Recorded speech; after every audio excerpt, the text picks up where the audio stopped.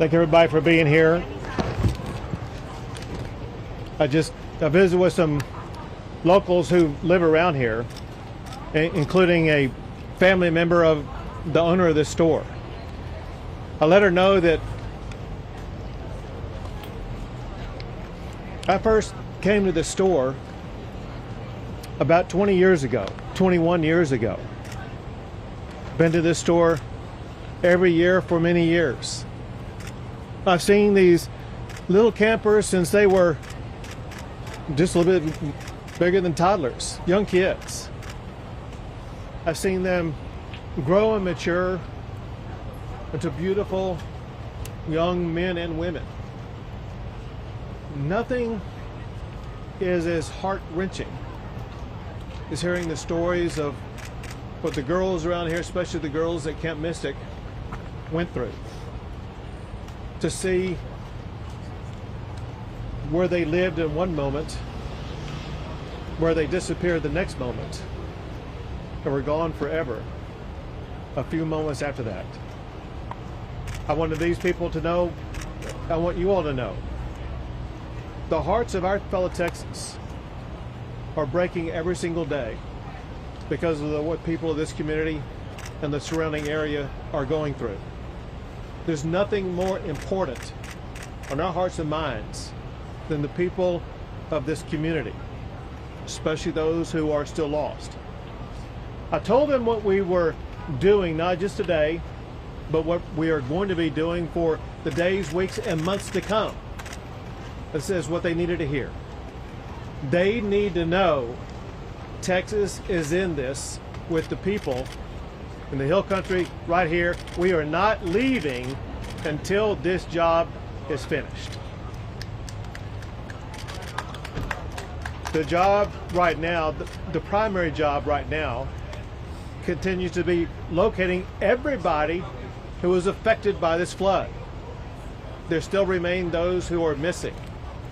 We have to find every single person who's missing. And that's job number one. While we are doing that job, it's important that we also be conducting other business affecting this storm. We did several things in that regard today. One is to get a better assessment about what exactly needed to be provided for the community. We took a flyover to get that assessment. I've been here for multiple times over the course of the past 2 decades, but multiple times over the course of just this one flooding episode. And I have a good feel on the ground of what is needed.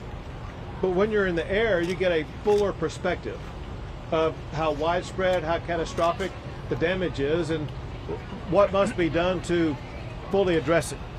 We were able to process that better today when we flew around. And on that fly around today, I had with me the Speaker of the House, Dustin Burrows, who's going to speak after myself. I want to provide you with some information, some of which is just now updated. First, the numbers that I have is that there are 94 fatalities. 94 fatalities associated with this flooding event in this area. Separate from that, in other flooding events in other parts of the state of Texas, there's another 15 fatalities for a total of 109. To put this into perspective, just in the Kerr and Kendall counties alone, there are far more fatalities than there were in Hurricane Harvey. That's how catastrophic this is. I also have some updated numbers on those who are missing. First, from Camp Mystic. My information is those who are missing is down to now 5 campers and 1 counselor. 5 campers and 1 counselor missing. In addition to that, there is another child not associated with the camp who is missing. So for Kerr County, that would be a total of 7 who are missing. In other parts of the state, there are 12 who are missing. I have a new number, however. So one thing we've been reaching out to the public about is to get better information about those who were not registered at a camp, those who were not registered at a hotel, those who may have been down here who no one really had any accounting of. And through law enforcement agency working together, they provided me this number. Just in the Kerr County area alone, there are 161 people who are known to be missing. And again, that comes from combined law enforcement efforts, 161 known people who are missing. Know this, we will not stop until every missing person is accounted for. Know this also, there very likely could be more added to that list. One way that we were able to expand the list of those who are missing is because family members, friends, neighbors, etc. begin calling in and reporting them as missing. What I want to do is once again provide a reminder to anybody watching this that if you have a friend, a family member, somebody that you think may be missing because of this storm, we need you to call the number that I'm about to give you. It is 830-258-1111.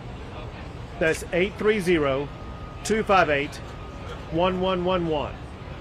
If you want to go to a website address, you can go to kerrvillemissing@dps.texas.gov. I'm going to repeat it twice more. That's Kerrville, spelled Kerrville, no space, then the word missing, MISSING. So Kerrville Missing at dps.texas.gov. So either call that phone number, go to that website, and provide the name and the best identification you can and the last known location of anybody that you think is missing. Know this also, if you make a prank call or provide false information, that's a crime. Do not provide false information because you're hindering our ability to undertake this, hindering our ability to actually rescue and find those who truly are missing. So you better be correct when you're calling in and let us know that there is somebody who is missing. Importantly, we know that so many families are going through grief that's beyond anyone's comprehension right now. Beyond any of us being able to walk up to them and give them the magic words that will make them suddenly feel healed. We know that they need grief counselors. We have 5 organizations that together are providing dozens of grief counselors for all of the affected family members around here. It's so important at times like this for family members to access that grief counseling so they can have their mental and emotional health needs addressed in what may be the most challenging time of their lives. Something else that's a help as we begin the process of helping places like the Hunt store, the local community, Hunt, Texas, be able to rebuild. One thing that is speeding that recovery was the immediate granting of the major master declaration that was granted by President Trump. It immediately opened not only access to more funding, but also access to more resources to be able to more quickly, more effectively respond to this storm. That includes debris removal, which has already begun. It includes assistance for individuals who are eligible to apply, and the Director of Texas Division of Emergency Management will explain more about that in a second. But there are 2 categories of people or entities that there is money available to assist. One are individuals affected by the storm. Another are public entities like the town of Hunt, like the town of Kerrville, like the county of Kerr, etc. They may have needs with regard to roads or utilities, whatever the case may be. Now the assistance is available for them to more effectively and more quickly address that. With regard to roads, anybody who's driven around here knows that there are some roads that need repairs. The Texas Department of Public Safety is working 24/7 to make sure they're going to be getting these roads repaired and passable as quickly as possible. Going back to President Trump, he and I spoke again this morning, and he could not stop talking about how sad he was for all the little girls who've lost their life. He recounted his own understanding of what happened with what was really a tsunami wave of wall of water that swept too many of them away. And he cares a lot about those young ladies. And he wants to step up and make sure that any need that we have here in Texas is going to be met very quickly. And he's already done that by helping to provide the quick assistance by sending down Secretary Kristi Noem, who, listen, I've been dealing with events like this for 10 years. Never have I seen someone respond as quickly and as effectively as what Secretary Noem did. Also, while coming over here, I received this text from Secretary Kennedy that says the following. It says, Governor Abbott, it's Secretary Robert Kennedy. It says, we are set to declare a public health emergency for the Texas Hill Country flash floods. This will make it easier for healthcare and mental health providers from out of state to help both by traveling to the area and by telemedicine. Please let us know where we can be most helpful, which I will let him know. But I just wanted you to know about that new update. Now I would like to turn things over to the Speaker of the Texas House, Dustin Burns.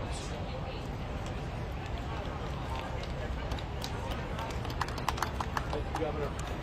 First, to the members of the community and all those who've been impacted, the survivors, those who've lost loved ones, I know there's not any adequate words any of us can express to share our care and concern.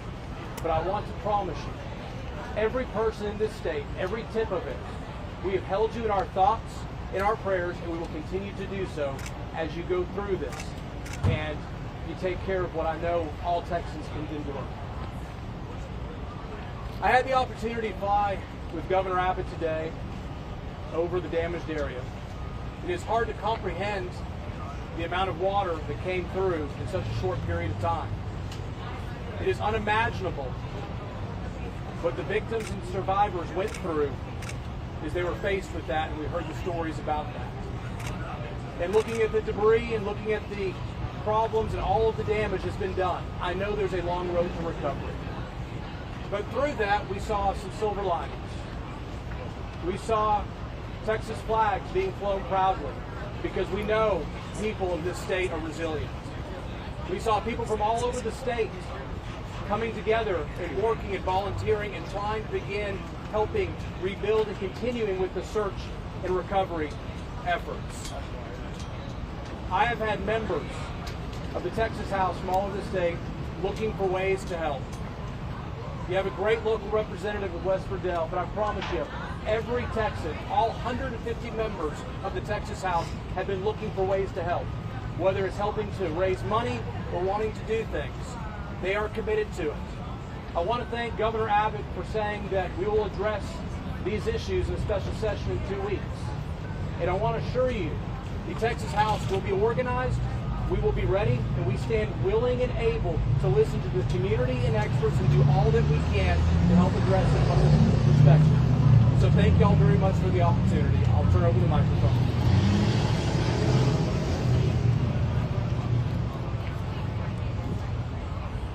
This is the kind of event that the Speaker of the House would have come to in an ordinary situation.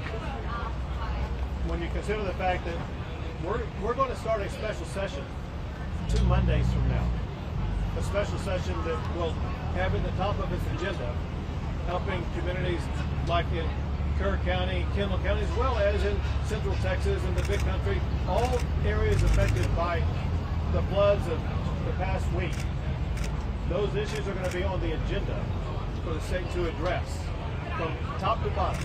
We want to make sure that when we end that session, we end it making sure these communities are better, more resilient, and have the resources that they need for the next chapter of their lives.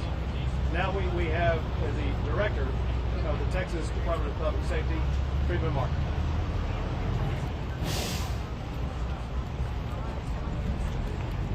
you.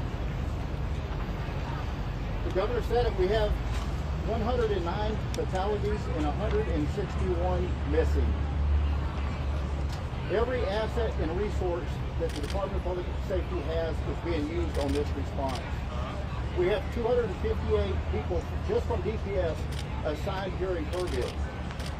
They're from the Highway Patrol, the Tactical Marine Unit, Criminal Investigators, Texas Rangers, SWAT, IOD and ICT, and Victim Services. And you ask, well, what do all these do? Everybody does something different. Everybody understands search and rescue. When the governor mentioned 161 missing, the city of KRIV stood up a line that if you can't get a hold of a loved one, if they're missing in the KRIV area, call this number. That number grew to several hundred. These analysts worked with Kerr County Sheriff's Department and the KRIV Police Department to narrow that down. People that have been identified as deceased, people who have been found alive, deconflicted numbers that have been reported twice, and we are still down to 161 missing. All I can tell you is there's nothing to celebrate about how well we've done this far, but there's a lot of work to be done. And we're thankful that the speaker standing behind us and the governor, the Texas legislature has funded us and we're properly staffed and equipped to respond to this. Just this last session, a few weeks ago, we were given 6 replacement helicopters and 1 fixed wing. That is exactly what we use to respond to these. I'll tell you another thing, we have plenty of resources.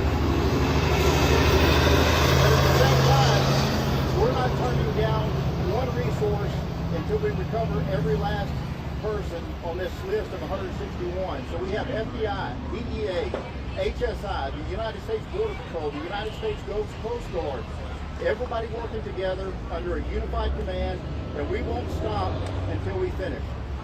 A couple things. Right now in Burnett County, we have 3 Zodiac boats and 26 DPS personnel from the Tactical Marine Unit and the Texas Highway Patrol continuing searching. I'm in constant communication with the Travis County Sheriff, Sally Hernandez. They are helping us at the Medical Examiner's Office, and at the same time, they have as many as 10 people that are missing from Travis County. As we pulled in the parking lot, I got off the phone with the Sheriff from Williamson County. They just recovered their last victim. They had 3 people that were swept away, and just minutes ago, they recovered their last victim in Williamson County. There's a lot of big work to be done in Kerr County and Kendall County.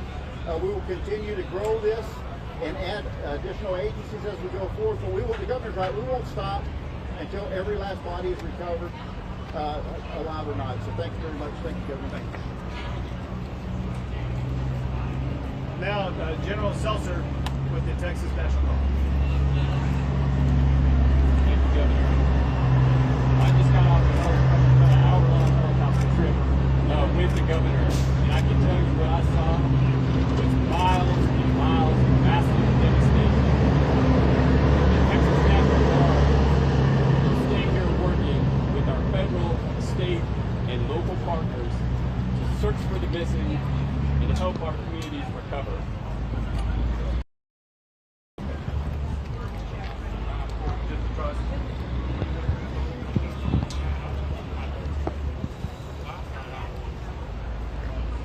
We will continue using assets such as search crews on the ground, high-profile military vehicles, Black Hawk helicopters with rescue hoists, and heavy Chinook helicopters in order to conduct search and rescue, evacuation, and to insert critical safety teams into austere areas to help life-saving.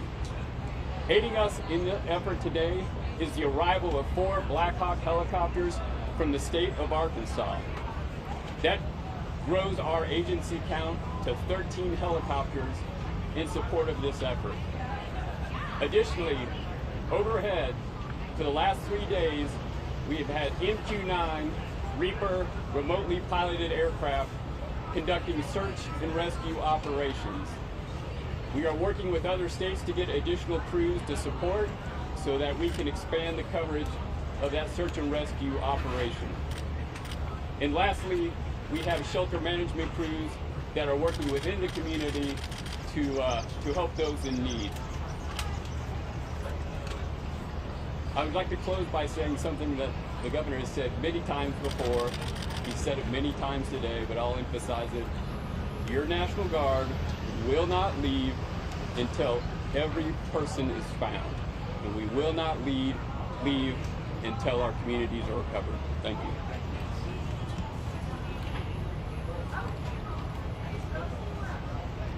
General Seltzer rightfully mentioned and thanks the state of Arkansas for helping out with those Blackhawks as well as other resources.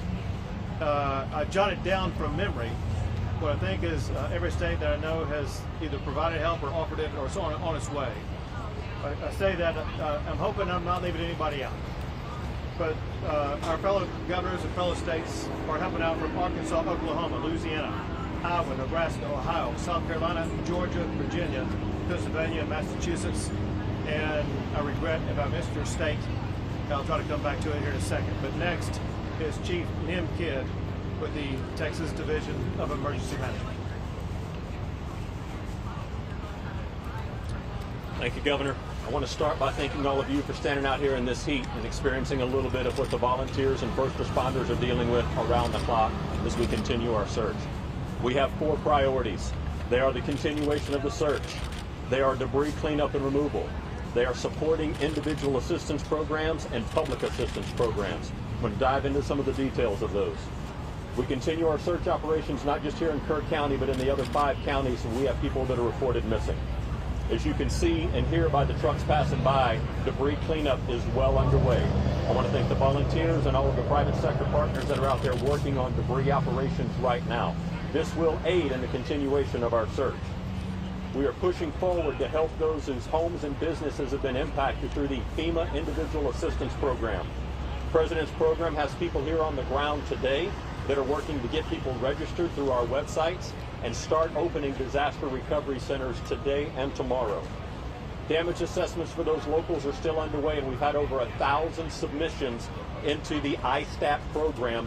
Please, if you have not submitted into the ISTAT program yet and your home or business was impacted, you send that information to us. Next, we continue to work on our public assistance for our communities, working to get our roads repaired, our debris cleaned up, our water, wastewater, and utilities back up online. Finally, I need your help in getting the message out to help keep the roads cleared. You've seen a lot of damage in these roads as our TxDOT crews are out trying to repair those roads right now, while we still have a lot of traffic in our emergency operations. I want to thank you again for your time and your patience in helping us get this message out.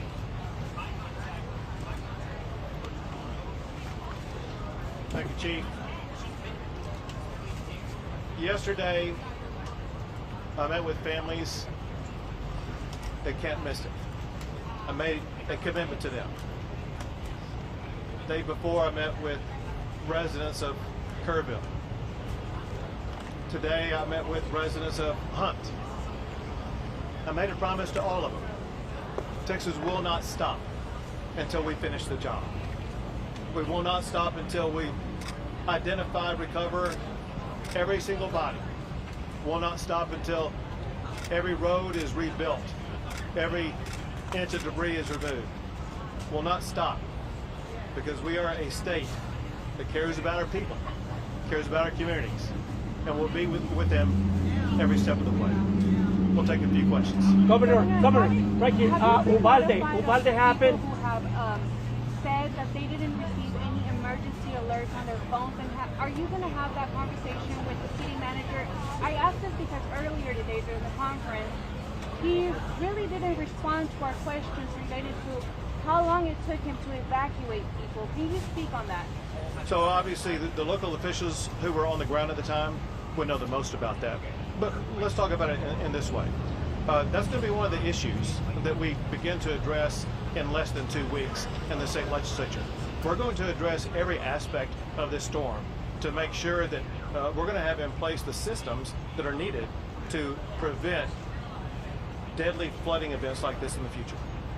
Governor, just one question. When Uvalde happened, Governor, you led an investigation back then. Are you going to ask for an investigation in this case? So we said when Harvey happened? No, Uvalde. When Uvalde happened, yeah, and it was gross negligence back then. Now this happened and the death toll is enormous. Are you going to ask for an investigation? Who is to blame here, Governor? Right. So I'm going to talk about two different things. The first part of your question, and that is an investigation. We know a special session's coming in about 10 days. That's where, I would say where it begins. Candidly, those investigations will begin by both the House and Senate before we go into session. So probably beginning later this week or the early part of next week, there'll be committees formed that are already kind of working on ideas about ways to address this. Second part of the question needs to be addressed. You ask, I'm going to use your words, who's to blame? Know this. That's the word choice of losers. Let me explain one thing about Texas. And that is, Texas, every square inch of our state cares about football. You could be in Hunt, Texas, Huntsville, Texas, Houston, Texas, any size community that care about football. High school, Friday night lights, college football, or pro. And know this, every football team makes mistakes. The losing teams are the ones that try to point out who's to blame. The championship teams are the ones that say, don't worry about it, man, we got this. We're going to make sure that we go score again, and we're going to win this game. The way winners talk is not to point fingers. They talk about solutions. What Texas is all about is solutions. In fact, I want to read you something that I received last night that's worth emphasizing to put this in context.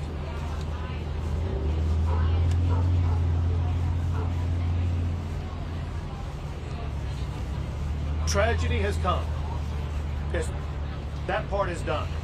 What we do now, who we are now, that's what the story is still being written. Let it be one of grace, of grit, of fierce love in the face of grief. Let it be the kind of story that proves that the hill country may flood, but it does not fail. Say what you will about Texas, but when the rivers rise, so do we. Not with blame, not with bitterness, but with boots on the ground, arms around strangers, and hearts wide open. That's the Texas I know, and that's the America that I believe in. What this person wrote is what I know is true for all Texans, and what we will achieve every single day. Governor Abbott, over here, sir.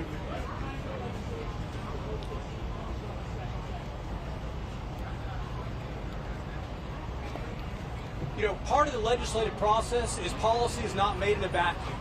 We have ideas. I've served on 2 investigatory committees out of the House before I was Speaker, both Uvalde and Panhandle wildfires.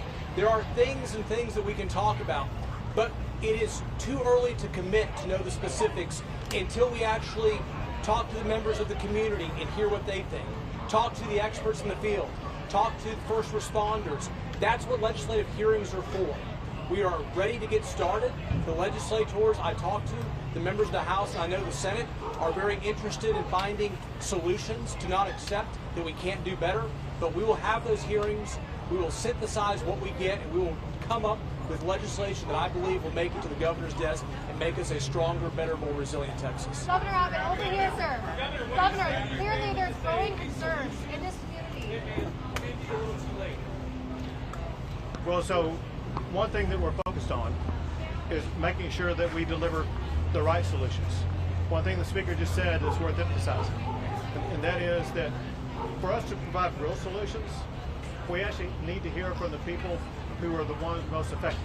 The ones most affected, they're dealing with the grievance of having lost a child, or lost a business, or otherwise have their lives turned upside down. They don't have the capability right now of providing that information. We'll talk to local leaders, importantly, not just here, but across the state. And we want to make sure that we address what happened here, but at the same time, we want to make sure that we are able to implement measures that are going to be able to prevent loss in other regions going forward. So we have our work cut out for us, but I know the members of the House, members of the Senate, I know we'll work and get some meaningful things done. Governor Abbott, over here, sir. First of all, we want to acknowledge the superhuman work that's happening to support these rescue and recovery efforts. But there are growing concerns in this community about who is in charge. During those critical hours, when our first alert came in at 1:14 level of concern here, and what are you looking into doing? So again, my focus isn't on trying to say, oh, you did wrong or you should have done better there. My job is to bring Texas and Texans together and make sure that we immediately start delivering on solutions. You talk about the heroic effort, and no one has seen the level of response as what Texas has provided over the past 4 days or so. And we continue to maintain that response here while also going to the state capitol and working on around-the-clock responses there to make sure that we do deliver real solutions for these people sitting right behind you. And then follow up to Chief Kid, please.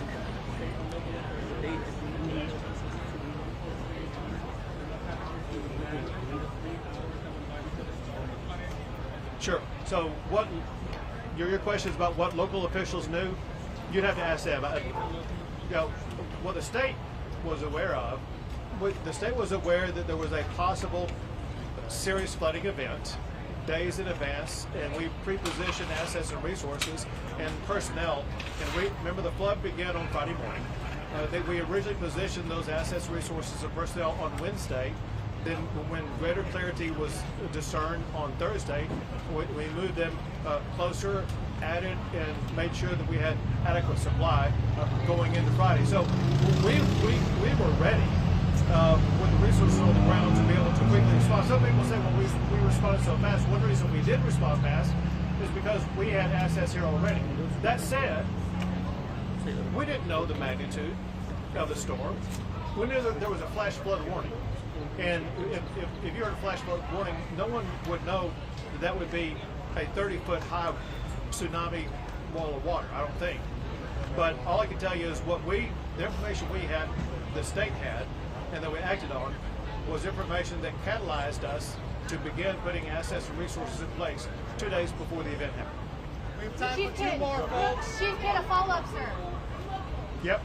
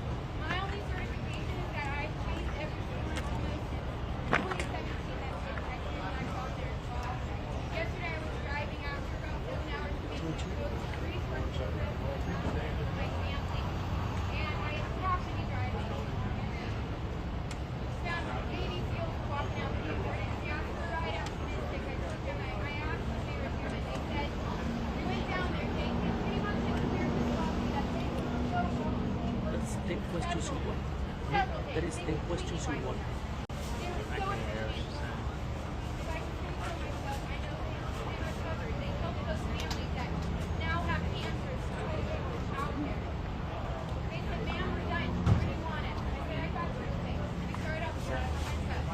About 5 trucks of us are coming up on the head.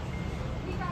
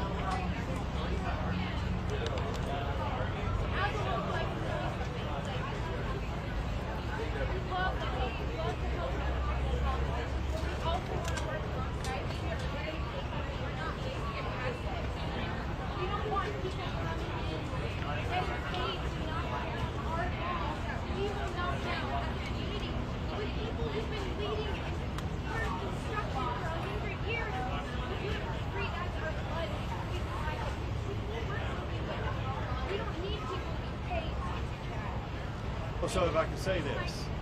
Yeah. Sure.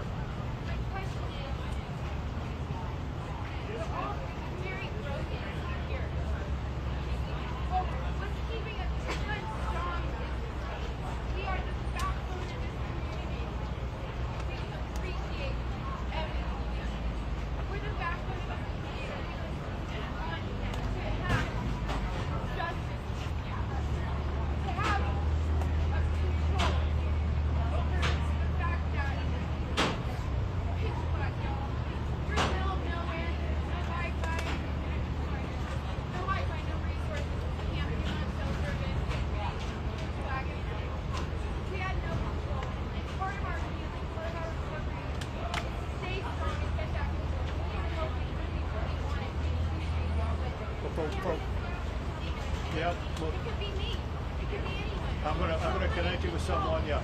So let. Someone in control who can facilitate and speak for the people who isn't involved in law enforcement. Someone to say, hey, look, I'm in a representative. We're gonna work side by side. We're all trying to get to the Right. And I got the person for you. I'm gonna give you her name, her number, let you connect with her. But let me say this. You know, people talk about how strong Texas is. People talk about how strong Texas is just because of people like you. People who don't wait around for orders and instructions. Yeah, sorry, like not just you, but like you. We saw the exact same response in Hurricane Harvey. People didn't wait for a boss to tell them what to do. There was no time clock to check in or check out. They said they're getting out their own canoe, their own kayak, and they're going to start helping neighbors before the sun rose up until after the sun set. But all I wanted to let you know is the spirit that lies within your heart. And use the word blood in your bloodstream. You have in your blood what Texas is all about. And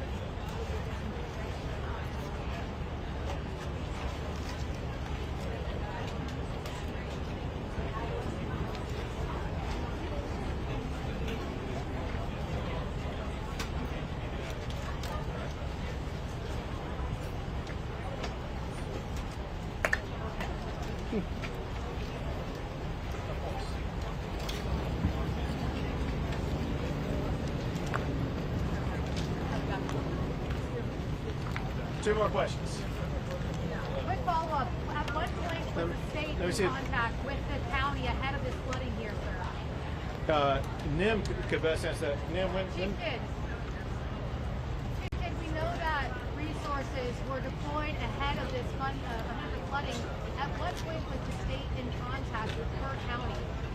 Wednesday and Thursday before the Friday. So why was evacuation? I can't answer the whys. I'm not going to answer the whys. You asked when we were in contact.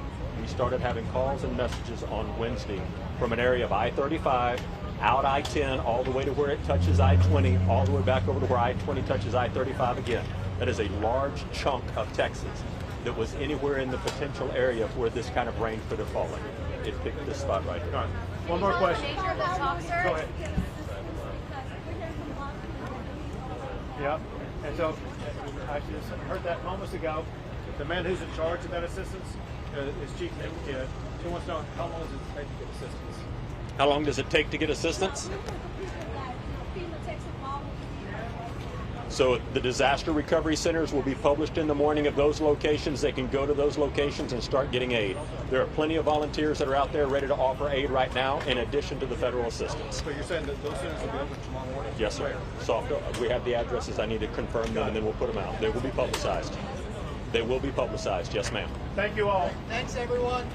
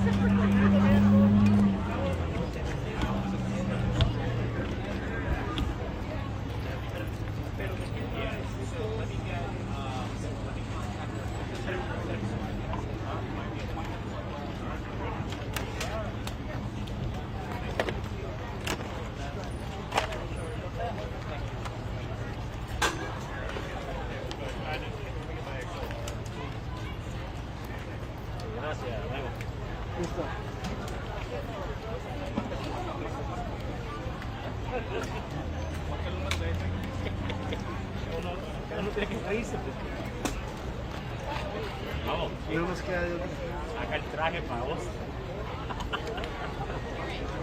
De verdad que sí. Eso viene.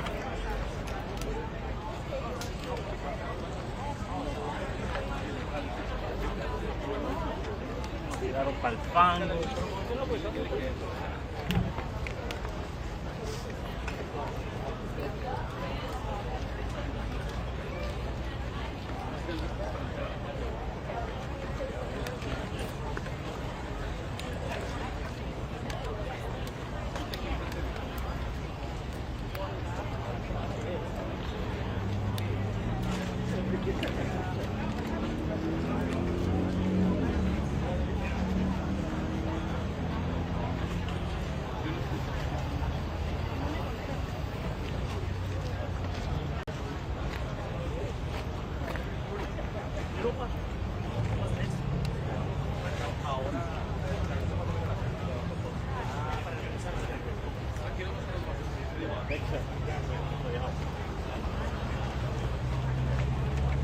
This thing's hot.